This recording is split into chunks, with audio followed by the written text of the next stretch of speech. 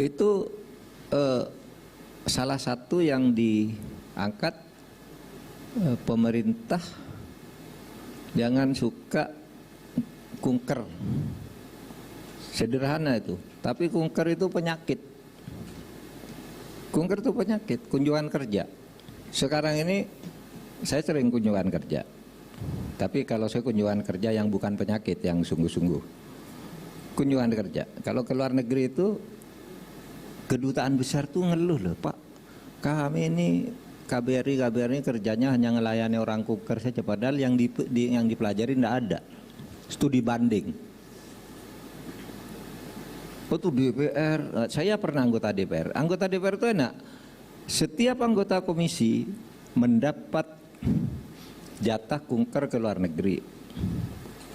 Setiap menjadi anggota pansus sebuah undang-undang dapat jatah kunker ke luar negeri. Nah, menjadi pansus itu bisa 5 pansus loh dalam setahun, satu anggota itu bisa 5, bisa 6. Berarti 6 kali ke luar negeri dalam setahun, dan itu tidak ada yang dikerjakan. Katanya studi banding apa? Yang kata Pak Prabowo kemarin, untuk apa kamu ke luar negeri? Masalah kita udah tahu, di luar negeri tidak dapat apa-apa, dan itu betul. Dan itu dulu yang saya lakukan ketika saya jadi anggota DPR tahun 2007. Ya, tahun 2007 itu saya jadi anggota pansus undang-undang pemilu untuk pemilu yang tahun 2009. Undang-undangnya lahir tahun 2008.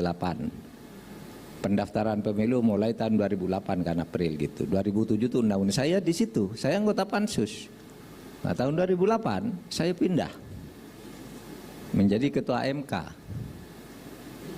Nah, saya sudah ketua MK ini dikirim surat oleh DPR, Bapak pansus pemilunya mau milih mana? Padahal undang-undangnya udah selesai. Kunjungan kerjanya masih dilakukan. Kan buang-buang duit tuh. Apa lagi? Oh, sudah jadi kok. Studi banding apa saya bilang? Oh ya, saya bilang ya Anda ini main-main. Ini mau studi banding apa? Bilangnya, Pak ini jatah Pak. Setiap pansus itu boleh ke luar negeri. Wah, Amerika, Prancis, dan itu eksekutif loh. Biayanya bukan jabatannya. Meskipun legislatif tapi biayanya eksekutif semua itu. Mahal banget gitu. Nah oleh sebab itu, nah sekarang itu Pak Prabowo tahu itu semua tidak benar. Nah sekarang masa transisi ini, apa ini bisa dilaksanakan? Ya tentu kita harus jujur, ya biarin aja kerja dulu. Tapi melihat konfigurasinya sekarang ini, kayaknya itu tidak mudah dilaksanakan itu. Karena pertama, ya kita lihat track record orang-orang yang masuk kabinet ini yang punya masalah hukum itu banyak.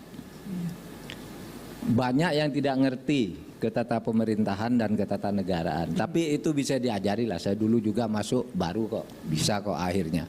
Tapi banyak yang tidak ngerti. Banyak yang secara ideologis itu tidak sejalan dengan ideologi mainstream tentang terjemahan Pancasila itu. Sehingga saya agak ragu, apa ini bisa jalan ya? Nah, oleh sebab itu saya agak ini juga, ya mau nunggulah, agak ragu tapi kita tunggu, tidak boleh kita menjat gitu. Oh ya, ini kan demokrasi. Tapi intinya dalam 2 menit terakhir ini, intinya gini. Demokrasi itu sangat penting karena demokrasi itu selalu menjadi momentum untuk redistribusi kekuasaan. Kalau yang kemarin kita jelek kan ada pemilu, distribusikan lagi kekuasaan, bagi lagi. Nah sekarang kalau distribusi tidak benar, ya nanti kita bagi lagi. Makanya demokrasi itu harus periodik gitu. Salah satu cirinya itu ada periode